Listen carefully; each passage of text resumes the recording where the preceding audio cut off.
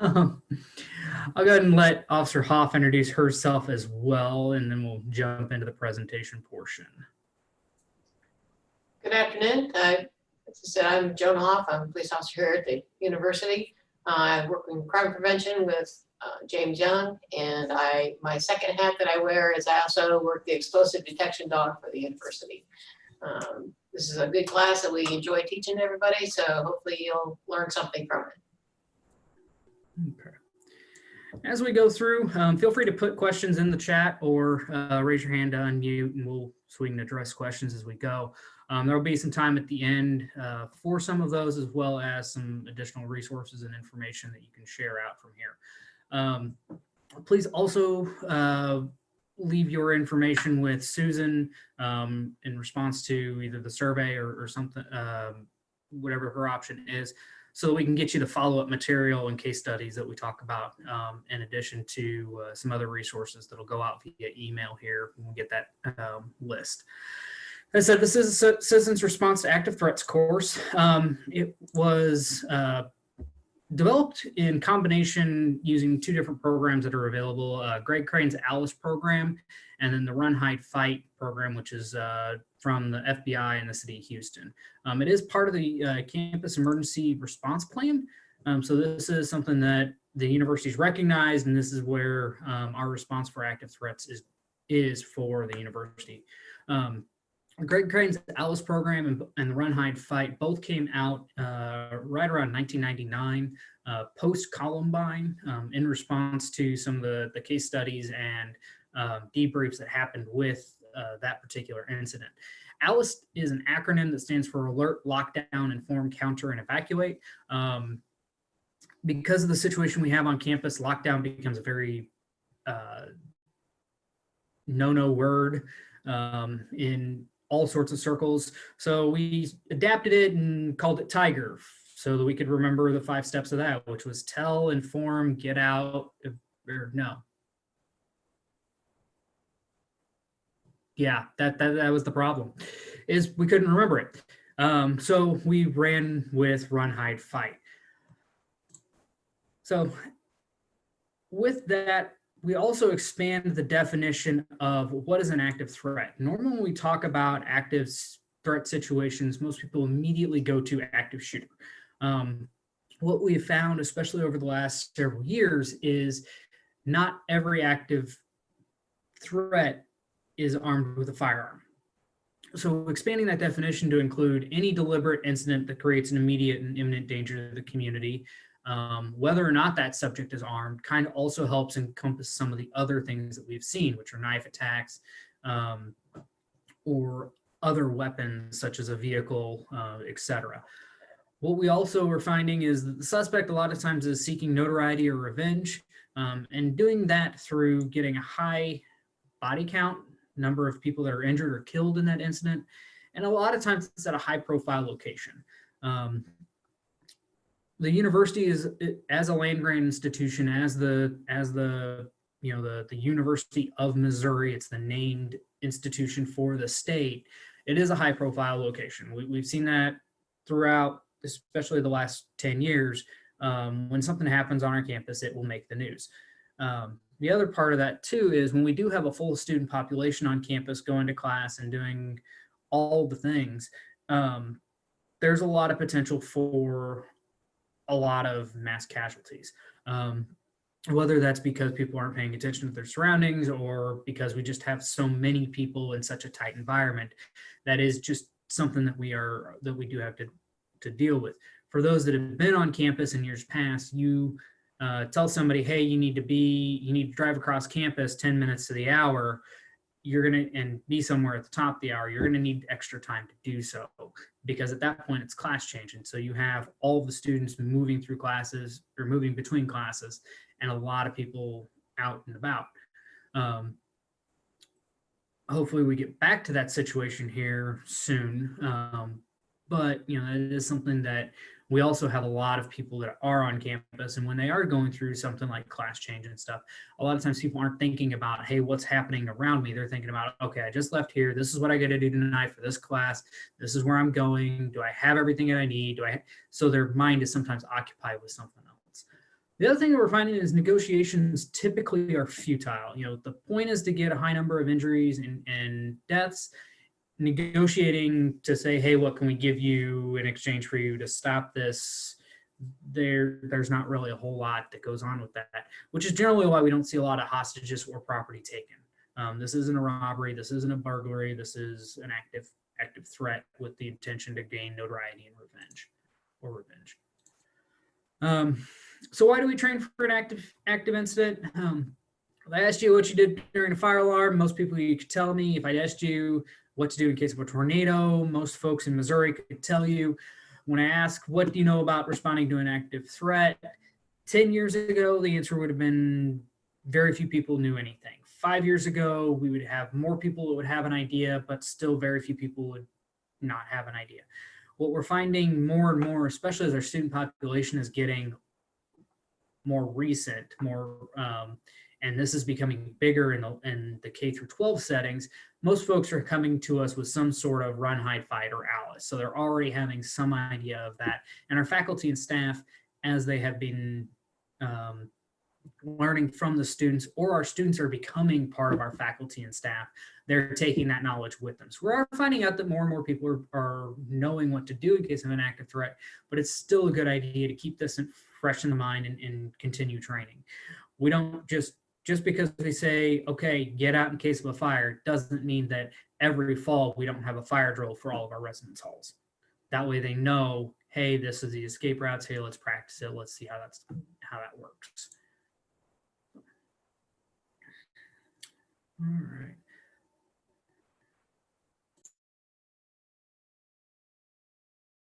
Joan, you want to take this?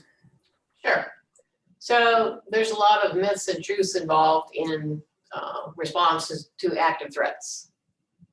James is running the slides for me, so he's got to keep up. So the first myth, assailants always display tendencies for violent acts. Not the case. How many times you see on TV and TV interviews after something is over with that, they'll interview someone and they'll go, man, I never saw that coming. He's the nicest guy, and she would never do anything like that. So the truth is, while some people will show signs of being possibly behavior change, something going on with them, not everybody recognizes that change until maybe after the incident has happened. So prevention may not always be an option. However, the university does have an at-risk committee.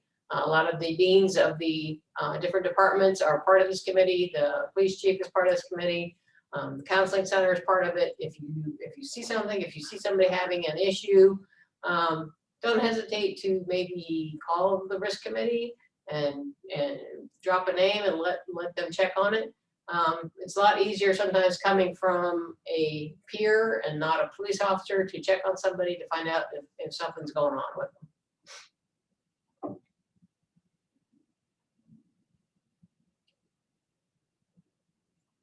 So another myth, a lot of people say, oh, that'll never happen here. Well, James pointed out earlier, these people are looking for notoriety. They're looking for mass casualties.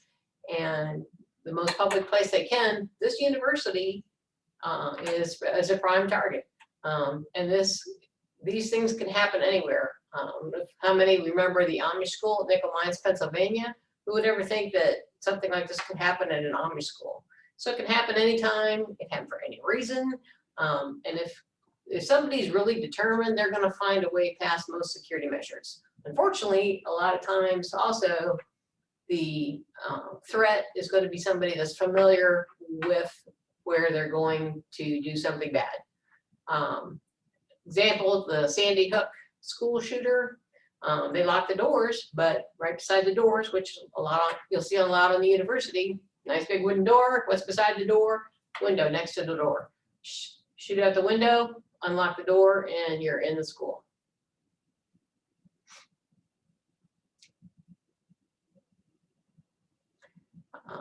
Say a quick look at breakdown of where active threats have happened, or our critical situations.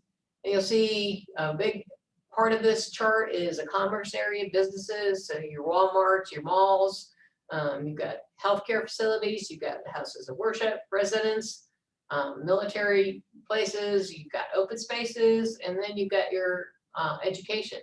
If you look at that chart and you think about this university, every single one of those pie pieces on there are on this university. We have businesses, we have healthcare facilities, we have worship places, you've got the residence halls, you've got Carter Hall for your military, and then you've got all your education halls. So, you know, the university's not going to be left out of that pie chart whatsoever. It fills up the whole thing.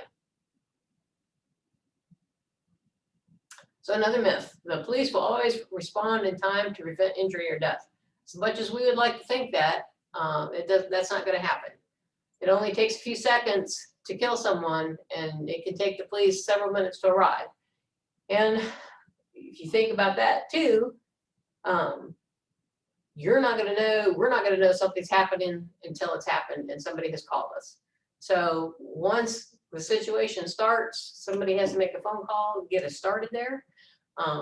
If you think about this campus on a normal day without COVID and class change, think about us trying to get through those students in a hurry to get someplace where something bad is happening. It's going to take 5 to 8 minutes. On a good day with no students, no class change, our response time on campus almost anywhere is about 2 minutes. So example 2, Columbine Library, the student resource officer was on campus.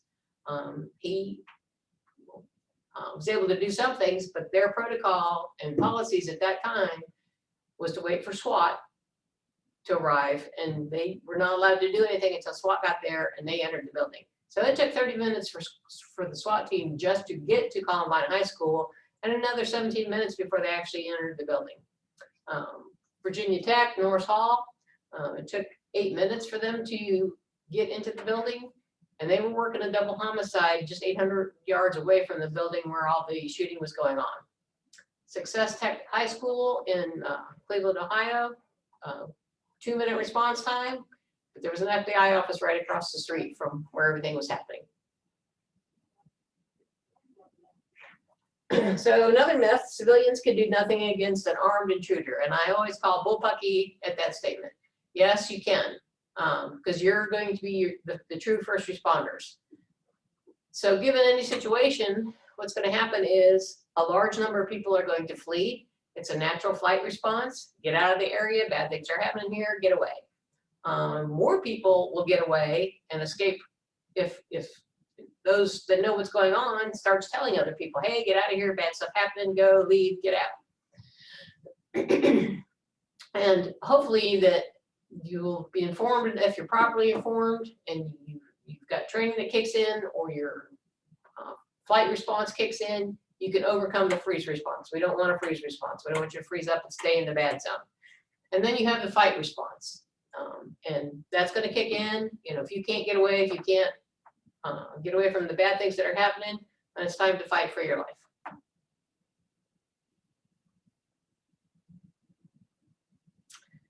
So more truths. It's very true that active threat casualty rates are abnormal. One person should not be able to kill so many people, make so many deaths and injuries in a given situation. Because these people, they don't want anything from you but your life.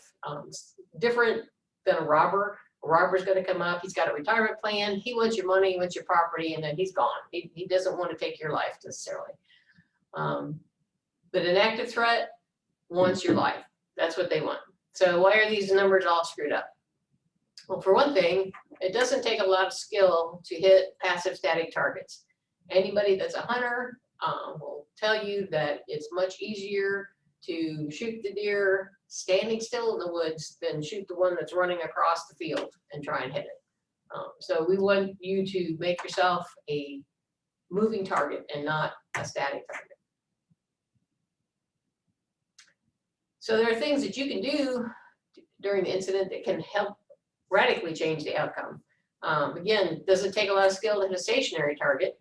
So, and shooting is a physical skill. The accuracy level is going to be directly dependent on the actions of the target.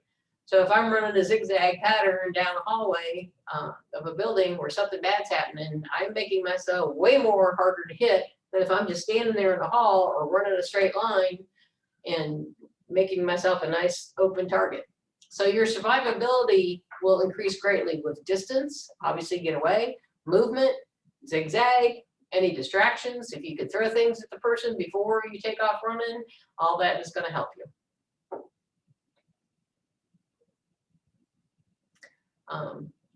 Your situational awareness also increases your survivability. We can't preach enough, especially to the kids walking around. We're all kind of guilty of it. We walk around with our cell phones, and we're walking down the street and we're involved in our cell phone and what's going on the cell phone. We're not paying attention to what's going on around us. Situational awareness is very, very important for your survivability. Everyone has what's called an OODA loop. This stands for observe, orient, decide, and act. One of the good examples James likes to use is, so you're laying in bed and your alarm clock goes off. Well, first you gotta wake up enough to observe that your alarm is going off. And you have to orient yourself to, yeah, that's the alarm. And then you have to decide, am I going to turn that alarm off? Am I going to hit the snooze button? Am I going to get out of bed? Am I going to do all three? What am I going to do? And then once you decide which one of those actions you're going to do, you act on it. Now, describing that, it sounds like a long process, but it takes very minute seconds to go through this whole little loop decision. And obviously, the faster that you go through this process, you're going to increase your reaction time. And everything that you do prior to something happening will increase your reaction time. And driving down the road is a good example too. If you're driving down the road, somebody runs up in front of you, you see them, you decide if you're going to run over them or if you're going to stop for them. Maybe you don't need to slow down at all, and you decide what to do. That process takes just seconds. But if you're driving down the road and you're looking at your cell phone, reading a text, and then you look up and somebody's in front of you in your car, you've lost that precious reaction time. So think about doing the same thing. If you are working in an office or if you're in a classroom, close your office door. That gives you that much more time to realize that something's going on. If your office door is open, somebody can walk in. Sometimes you don't realize that somebody's walked into your office and is standing there for several seconds. But if you hear that door open, you're going to turn and see who is at the doorway before they get in there. Same with the classroom doors. Close them. If the door's open, you're going to look up. You're going to have that much more time to react when you see somebody at the door because you've heard the door open. Excuse me. So also, and pay attention, again, while you're out and about, because over 70% of the mass shootings don't happen in schools. You go to the restaurant, you're sitting there and there's a domestic over in the corner. You might want to pay attention to what's going on. Not necessarily that you have to eavesdrop on going on, but what if that escalates? Is there a way out of the building? Is there more than one way out of the building? What's going to happen over there? Pay attention to where you are, how you can get out, how you can get away. And if you see something, say something. If you see something happening, don't hesitate to call us. We'd rather check out stuff that is nothing than to have something happen because nobody called us. So community policing is everybody's responsibility.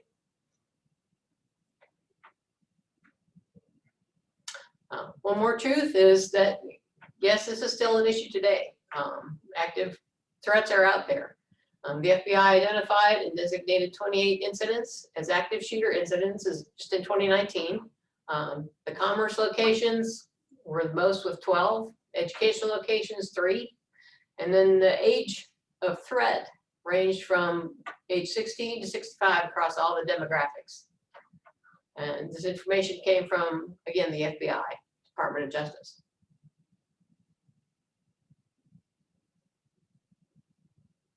It's up to you, James. Okay. So kind of mentioned earlier that we had a little bit of a change. You saw with Columbine, Joan talked a little bit about what the response was there. What that came from was back in the late 1970s in Southern California, they were dealing with a lot of drive-by shooting and street level crime, especially involving gangs and such. So if you look at how most buildings were constructed then, the bottom 3 feet below the window were typically cinder block, which is excellent at stopping bullets. So if you have an exterior threat and all of a sudden you have bullets flying, it was safest for them to, at that point, get the kids down below that windowsill level, down where they were going to be protected by that cinder block, and wait it out until the threat left, which was great and it worked excellent. And so they took that and went to Department of Education, and some of the conferences were talking about how well this was working for everyone and how these lockdown drills were saving lives, and they gained momentum from there. So through 1999, lockdown then became the primary response by schools. With patrol officers, their response was to show up, secure the perimeter, and wait for the SWAT team to respond and resolve and deal with what all was happening. Somebody got into the school. The problem was lockdown was designed and was very, very effective for exterior threats staying outside of the school building itself. What we were starting to see with active threats in the school building is it's no longer somebody outside staying outside. It's somebody from the community typically that is inside now the building itself. And so we're locking everybody into the building with the threat. What Columbine ended up showing us was that a quick response would have saved lives. You had officers standing in a perimeter, listening to the gunshots, listening to what was happening inside the building while people were being shot and killed in the various areas throughout the Columbine High School. So what came out of that was you had the FBI and Greg Allen, who's a SWAT officer down in the Texas area. They both developed their 2 different programs, but it took a while for that to kind of catch on. And you look at Virginia Tech, 2007, lockdown was still being utilized as the primary response by schools, especially K through 12. It hadn't quite made that shift yet. It was prior to that, even here in Columbia Public, where I graduated, we had, I can remember exactly 1 active threat drill, and it was such a joke that the teachers really just kept teaching. It was a conversation of, okay, we shut the doors, lock the doors, close the blinds. We'd all go to this corner and we're going to wait because it was a 15-minute drill. Like, we're not wasting any more time. We're going to keep going because that's the drill. Y'all are smart kids, figure it out. Your freshmen in high school in 1999, right around the time of Columbine, at this point now in 2007, are now seniors in college. So very possible that you could have had a freshman from Columbine at Virginia Tech in 2007, and that what they would have been taught was lockdown is your response. There was an emergency warning system in place, much like what we utilize in your alert, but nothing was sent out until almost 2 hours after the initial shootings began in their Johnston residence hall. One of the other things that we found with Virginia Tech was the shooter in this incident actually chained the doors shut, the exterior doors shut, making ingress for responding officers more difficult. Officers, especially at the patrol level on a campus, were not expected to be able to breach doors. If we needed to get into a building, typically it was because of a fire, and so we called the fire department.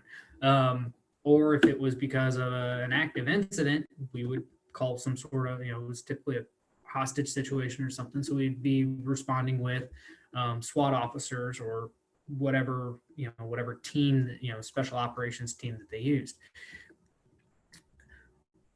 Looking at Virginia Tech, you can actually break down each of the classrooms as an individual study and look at what people did in each classroom. If they did nothing, they had very, very high fatality rates. If they did something, that fatality rate went down. The survivability went up. So for those that fled or barricaded or did something, they had a much more likelihood to survive than doing nothing, or in one case, just diving under the desks and staying there.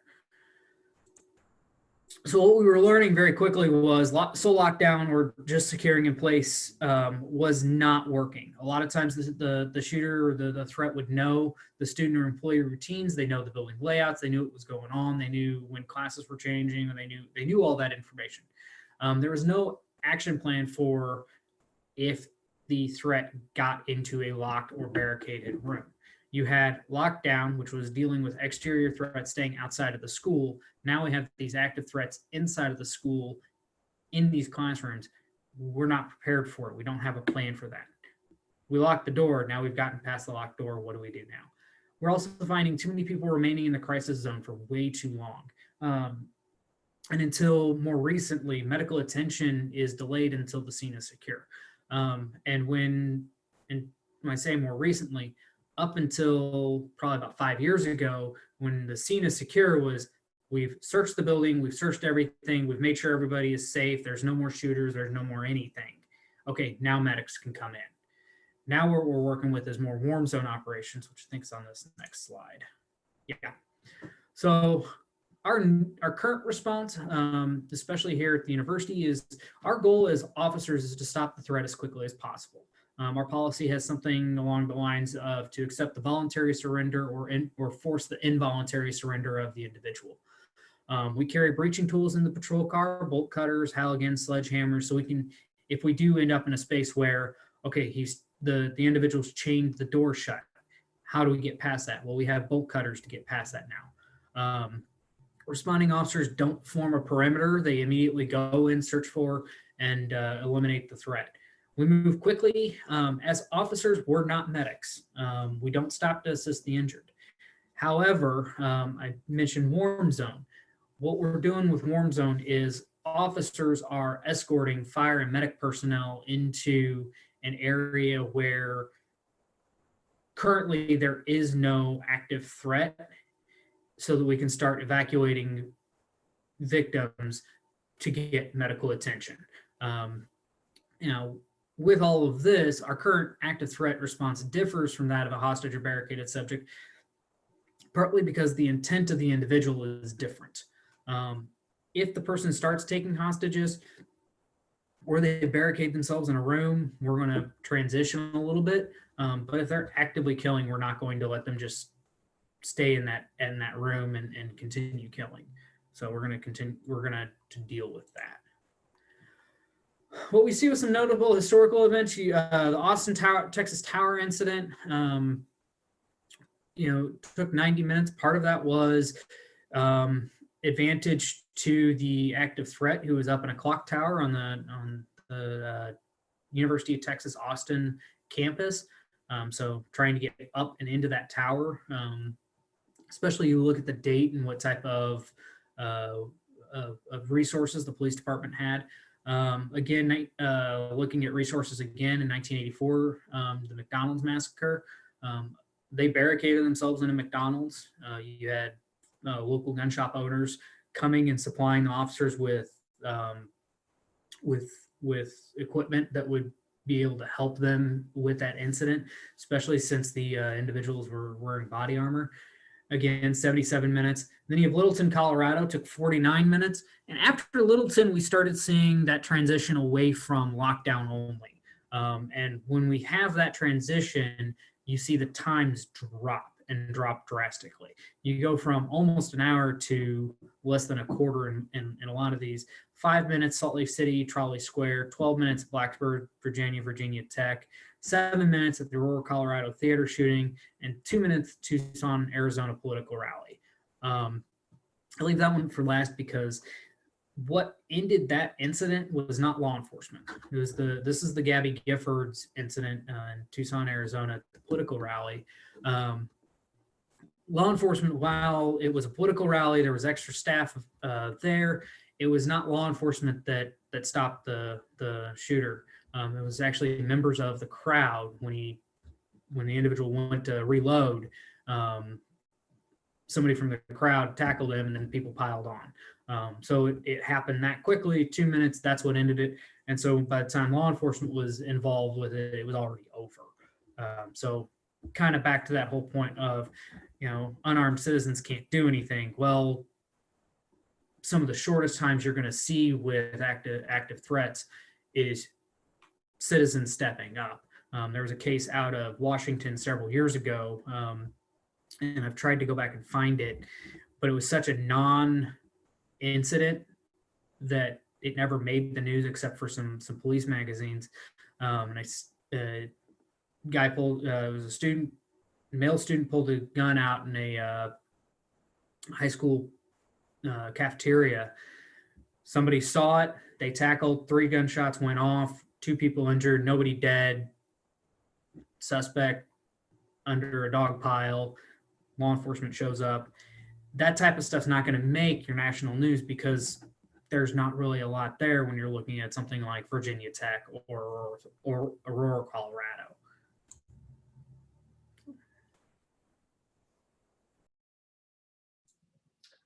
So we do have better options. We've got your run, hide, fight. We're going to go through some of these situations. So if you can run, run. Get out of the area, get out safely. I had a lady attend one of these crack classes about 2 years ago. When I saw her come in the classroom, she was using a cane, moving slowly. She sits down in class, and we get to this part. We talked about fleeing, getting out of the situation, run. And she raises her hand. She says, "Well, I've already told my husband that if something like this happens on campus," she goes, "I'm going to be dead." And I'm like, "Why would you say such a thing?" She says, "Well, I can't move. I can't get out." And she's about in tears. And I said, does your office chair have wheels on it? She goes, "Yeah." I said, "Then you better be rolling yourself down the hallway. And if you're passing people that are running, tell them to grab your chair and start pushing and get yourself out of there." And I said, "And I see that you're also carrying a cane with you." She goes, "Yeah." And I said, "Well," I said, "if the person gets into where you're at and you've got that cane, you better start whacking the crap out of them. Do something to save yourself. Everybody wants you to come home. So run. Work in an office, you're in a classroom, whatever building you're in, have an escape route. Make your plan. And when you're ready to run, leave your stuff there. It'll be there when you get back. Leave your belongings. You don't need to twirl around in your area and try to pick up your things and leave. Just run, get out. And you need to leave even if the others refuse. If you're telling people on the way, "Hey, something's bad going on, come on, you need to leave," you don't know what their response is going to kick in as. So if they refuse to leave, get out. Save yourself, get out. It's hard, but you can't make somebody leave if they don't want to. But encourage them to leave if that's at all possible. And don't stop to help the wounded people. Unless somebody is upright and mobile, but they're moving slow, and you want to grab them around the waist and help them move faster, okay. But if they're laying on the floor and they're moaning and groaning, you can't help them at this point. All you're going to do is make yourself a second victim. Okay, get out and make sure that you're able to tell somebody on the outside where that wounded person is. And once you're outside, don't let anybody else go in where the bad things are happening. Tell people that stuff's going on in there and tell them, go away, go someplace else for right now.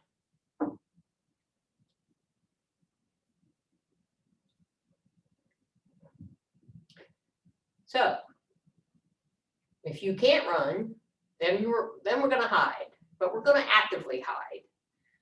And I'll explain that a little bit more here in a minute. So if you can't get out, you're going to secure in place. You're going to secure your doors. If they have locks, lock them. If they don't have locks, find something wherever you're at in there, a table, you got chairs, pile it up in front of that door. Don't let them come in there. Barricade it. If there's nothing that you can move to get up against the door, has the door got one of the swing arms on it that you can tie something around? Make a time barrier. Slow somebody down that wants to try and get in. The active threat is looking for the fastest way that they can hurt the most people. If they have to stop and knock down a barrier, they're going to move on someplace else. So make it so that your door has to be breached before somebody can get into that room. And then once you're hiding, if that room has windows that can see out into the hallways or something, hide from those windows. Do everything you can to hide from that shooter's view.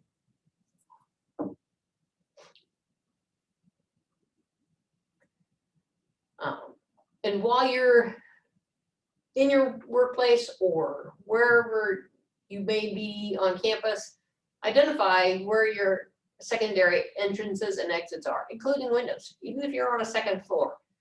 If I got to break a window to get out on a second floor and I jump out, twist my ankle, break my leg, I might get that over being shot. So think about where you can get out of there. There might be a lot of these classrooms and buildings. If something's happened at one end of the hall, there may be an exit on the other end of the hall. Are there buddy classrooms where one door opens into another, where you can stay out of the view of a main hallway and go from classroom to classroom or office to office and get out that way without being seen. Identify things that you can use to barricade the door. Kind of talked about that in the last slide. Can they be locked or secured from the inside? You can always tie the doors shut with straps, belts, computer cords. I'll buy them a new computer cord. If I have to use a university computer cord, I'll buy them a cord. But if it's going to keep me safe, I'm going to use it. Okay. You can use door stops. A lot of rooms you'll see they have the little plastic door stops. Those make incredible little barriers to keep the door from opening, or opening very, very little. And if you don't have any of that, of course, we're kind of going paperless here in our world. But if there's paper available, you can fold up paper and stick it in as a door stop for the doors that swing on inward. So once you've got your room secured, letting anybody else in could be very risky. Well, you're in there, you might be in there with some other people, and you know those people aren't the bad people. But what if somebody comes up and knocks on the door? Okay, that's going to be a really hard personal decision. Even if you know them, they may still be the threat, or the threat is behind them, trying to get them to open the door for that other person. So, you really got to make that serious personal decision if you're going to let somebody in. If you decide to let them in, do not hesitate to search them. What's the word? Things go out the door at that point. You're going to search that person. You're going to search it once, twice, 3 times. If you find a weapon, you keep searching until you don't find any more weapons. You are protecting yourselves and the other people in that room against the possible threats.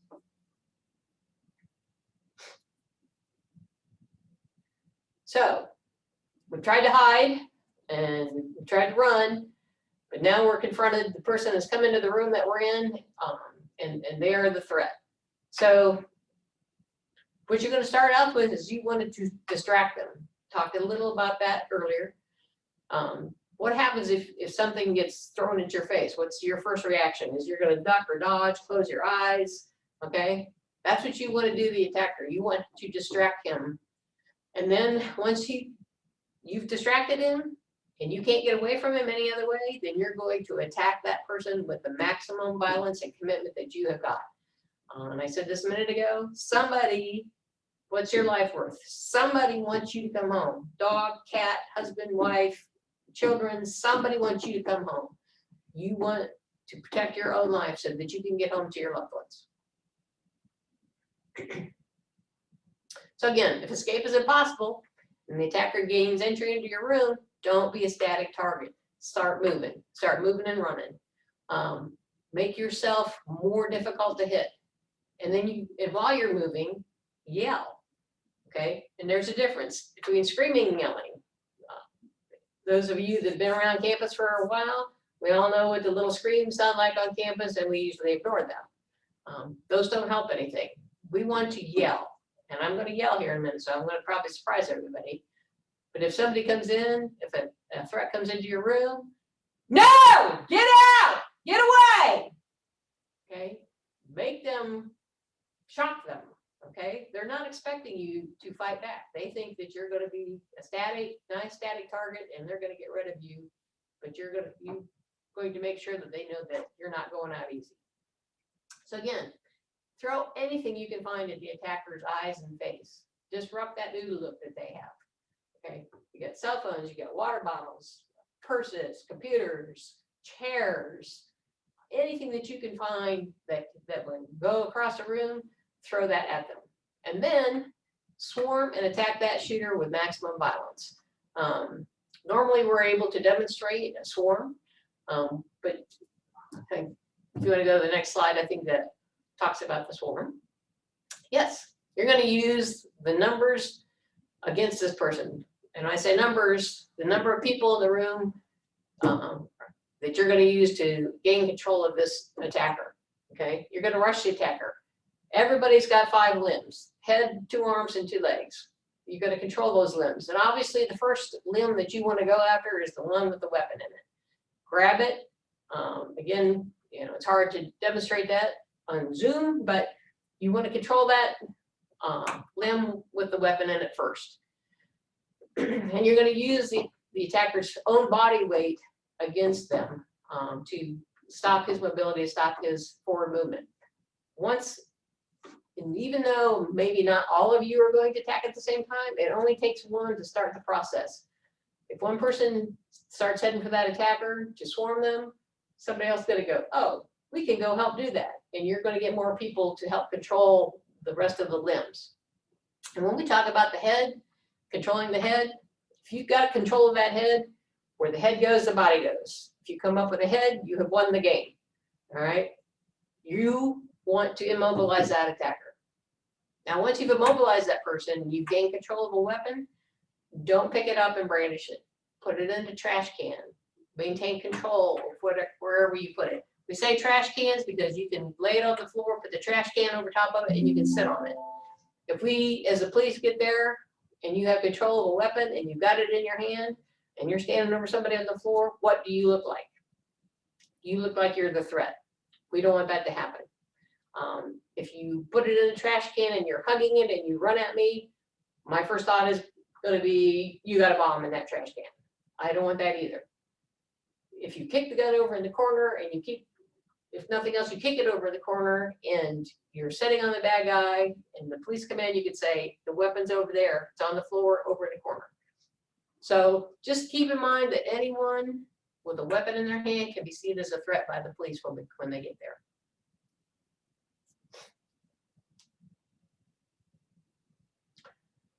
So some of the do's, please do everything that the police tell you when they're on the scene.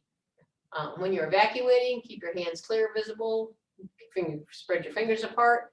And if you see one of us and you're running past, if you've got some vital information, like the suspect's description or where the last place you saw them, that's awesome information. Please tell us that information.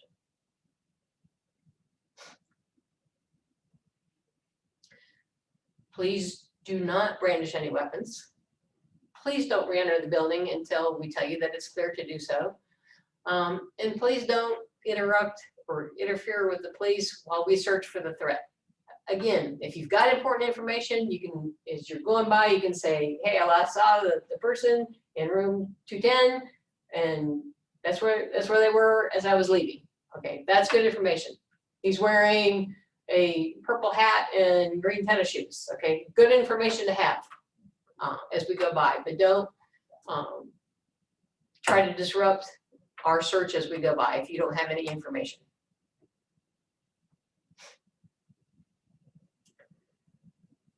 And remember, while you're running or you're hiding from the threat, please call 911, because if we don't know what's going on, we're not going to get there at all. So don't think just because, well, that everybody carries a cell phone now, not necessarily everybody's going to think to call 911. And the more 911 calls we get, that's okay. All right. Just make sure that somebody is calling 911, even if it's all of you. When you do call, be specific when you're identifying the threat and where he's at. And we use this example in red: minimal words, maximum information. There is a gunman. He's in room 219 at Jesse Hall. So you told me there's a gun. He's in Jesse Hall, and we last time in room 219. That's those 5 words say a lot, give a lot of information.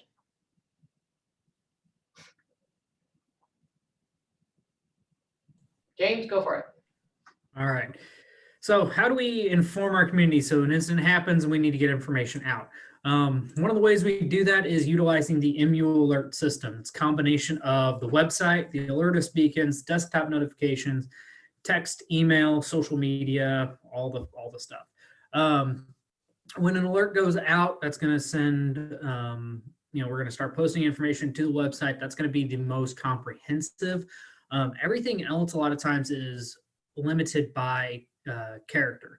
So we can only use so many characters to get information out, which is where you sometimes will see multiple messages and or updates.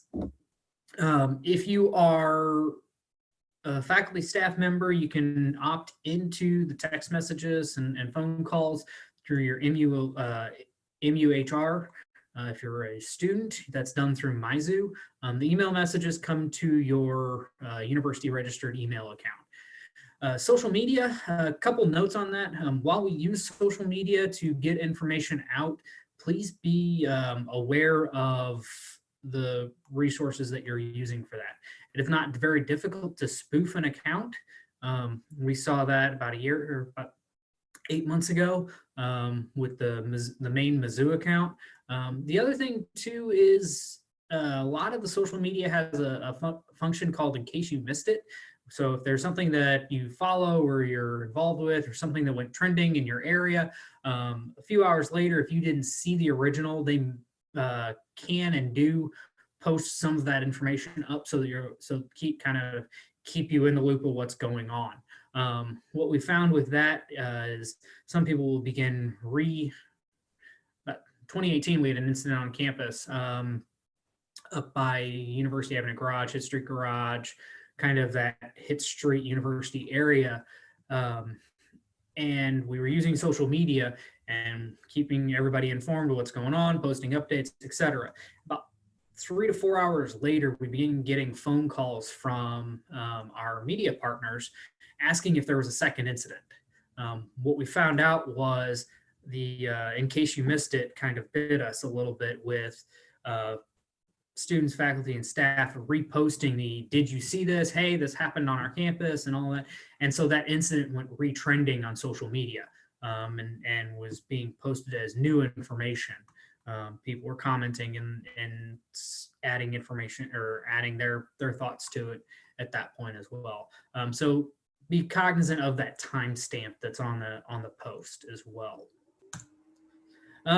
Few resources for you all. Our department, while we have had to scale back some of our stuff for COVID, particularly our self-defense programs and doing this in person, we are looking forward to when this all kind of settles out and we get back to what we would consider normal operations, being able to present our self-defense programs and being able to do this in person and stuff.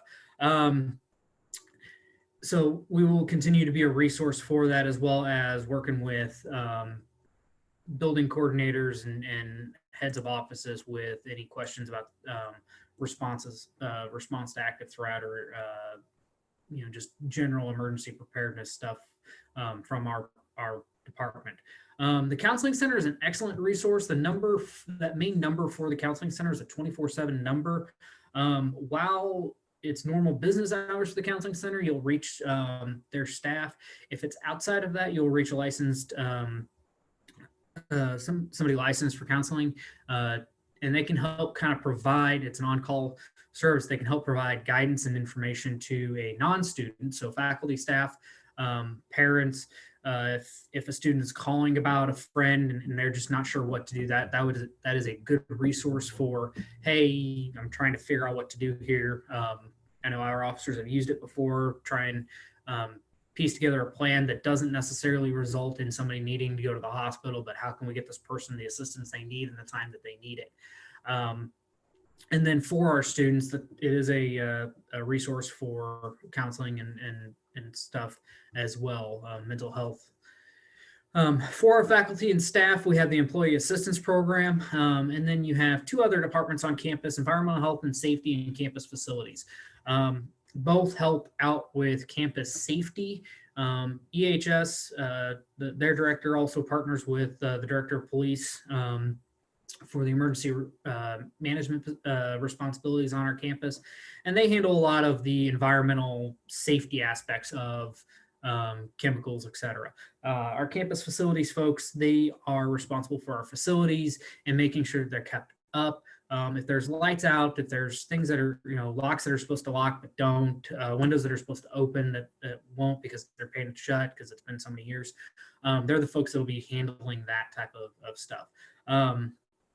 Reach out and ask questions, especially, I mentioned lighting. That is one of the things where while our officers in the evening and overnights and facilities has staff that's on during the evenings, while we try and make sure that there's lights out, we get those work orders called in and stuff. We can't be everywhere all the time. So if you see a light out, especially now that it is getting darker, closer to when work is letting out, let somebody know. Campus Facilities has a main contact number on their website. Or if you don't have access to that number, you can call our non-emergency number and pass that information along. That non-emergency number should be on the back of your employee ID. So go ahead and open it up for any questions. I'm also going to put some information in the chat about continuing this once we get out of COVID. But if there are any questions, feel free to drop it in the chat or unmute to ask.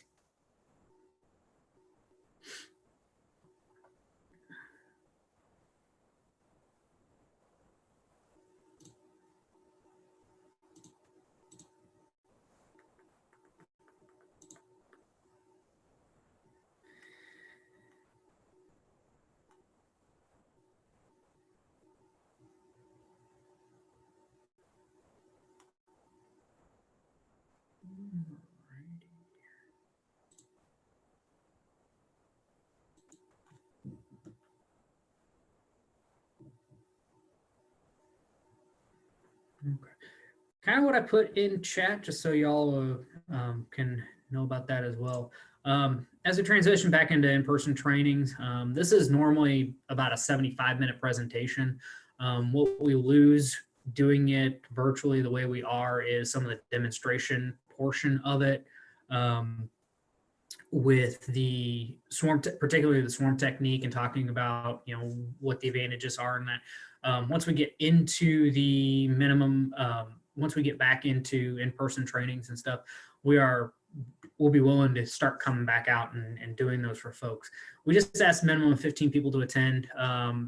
For the practical, you do need to have the classroom portion ahead of time. This is the classroom portion. So if you want to host that as part of an office, or if your office doesn't have 15 people, partner with some other offices or at a division or departmental level, we can come do that. You got a question here about, do you guys ever do trainings for children? Most of our training right now, if you can put in a follow-up information for me as to what type of trainings. This particular type of training, we are at the college level. We rely on the school resource officers and the K through 12 educators to provide any sort of active threat training to the K through 12 demographic. That is kind of their responsibility. I know with the Boone County Sheriff's Department working with their students and stuff on that type of response. And so they'll have folks that can come in and train for that. You can clarify a little bit about what type of trainings you're asking about. We can provide some more information to that as well. Appreciate y'all participating.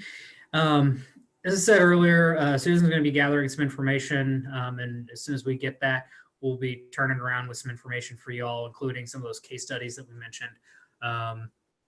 So if you have any additional questions, please feel free to reach out. Our email is really easy for the crime prevention unit. It's crimeprevention@missouri.edu.